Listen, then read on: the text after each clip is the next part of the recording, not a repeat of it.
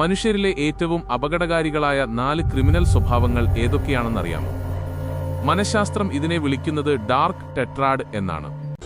നിങ്ങൾ സോഷ്യൽ മീഡിയയിൽ കാണുന്ന ട്രോളന്മാരും ഏതെങ്കിലും പാർട്ടിയുടെയോ ഗ്രൂപ്പിന്റെയോ വശം ചേർന്ന് വർഗീയത വിതയ്ക്കുന്ന വ്ളോഗർമാരും വെറും തമാശക്കാരല്ല, അവർ ഭയങ്കരമായ മാനസിക വൈകൃതമുള്ളവരാണ്. ചാനൽ ചർച്ചകളിൽ വന്നിരുന്ന് വിഷം നിറഞ്ഞ നുണകൾ പ്രചരിപ്പിക്കുന്ന ഈ ഓൺലൈൻ സൈക്കോപ്പത്തുകളെക്കുറിച്ച് ജോർദാൻ പീറ്റേഴ്സൺ പറയുന്നത് കേൾക്കൂ. മനുഷ്യനിലെ ഇരുണ്ട 4 സംഘം, ദ ഡാർക്ക് ടെട്രാഡ്.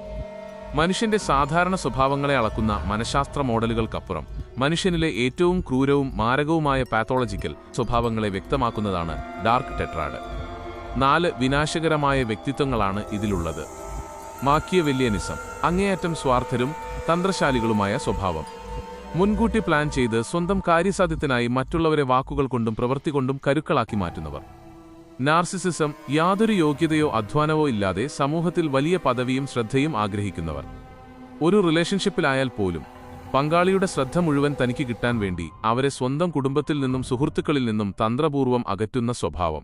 സൈക്കോപതി, ക്രൂരരായ ഇരപിടിയന്മാരെപ്പോലെയും പരാതങ്ങളെപ്പോലെയും ജീവിക്കുന്നവർ. മറ്റുള്ളവരുടെ സമ്പത്തും അധ്വാനവും തട്ടിയെടുക്കാൻ ഇവർക്ക് യാതൊരു മടിയുമില്ല. തങ്ങൾ ചെയ്യുന്നത് വലിയ നീതിയാണെന്ന് സ്ഥാപിക്കാൻ ഇവർക്ക് പ്രത്യേകം മിടുക്കുണ്ടാകും. സാഡിസം, മറ്റുള്ളവരുടെ വേദനയും കഷ്ടപ്പാടും കണ്ട് ഉള്ളുകൊണ്ട് അങ്ങേയറ്റം ആനന്ദിക്കുന്ന വികൃത മനസ്സ്. ഇന്റർനെറ്റിലെ ട്രോളുകൾക്കും ഷിറ്റ് പോസ്റ്റിംഗ് പിന്നിലെ പ്രധാന ഇന്ധനം ഇതാണ്. യഥാർത്ഥ സമൂഹത്തിൽ ഇത്തരം സൈക്കോപതിക് സ്വഭാവമുള്ള മനുഷ്യർ അക്രമ സ്വഭാവം കാണിക്കുമ്പോൾ സമൂഹത്തിലെ മറ്റു പുരുഷന്മാർ അല്ലെങ്കിൽ കൂട്ടായ്മകൾ ഇടപെട്ട് ശാരീരികമായ ഇടപെടലിന്റെ ഭയത്താലെങ്കിലും അവരെ അടക്കി നിർത്താറുണ്ട്. അവിടെ തെറ്റിന് കൃത്യമായ കോൺസിക്വൻസസ് ഉണ്ട്. അത് അവരെ ഒരു പരിധിവരെ നിയന്ത്രിക്കുന്നു. എന്നാൽ സോഷ്യൽ മീഡിയ ഈ സമവാക്യം പൂർണ്ണമായി തെറ്റിച്ചു. ആർക്കും ആരെക്കുറിച്ചും എന്തു വേണമെങ്കിലും വിളിച്ചു പറയാം. ഒളിച്ചിരുന്ന് ആക്രമിക്കാം, ആരും ചോദിക്കാനുണ്ടാകില്ല. ലാഭം കൊയ്യുന്ന കമ്പനികൾ. ഇത്തരം നെഗറ്റിവിറ്റിയും അധിക്ഷേപങ്ങളും സോഷ്യൽ മീഡിയയിൽ കൂടുതൽ ശ്രദ്ധ, എൻഗേജ്മെന്റ് നേടുമ്പോൾ കമ്പനികൾ അതിനെ പ്രോത്സാഹിപ്പിക്കുകയും അതിലൂടെ പണമുണ്ടാക്കുകയും ചെയ്യുന്നു. തടയേണ്ടവർ തന്നെ ഇതിന് ചൂട്ടുപിടിക്കുന്നു.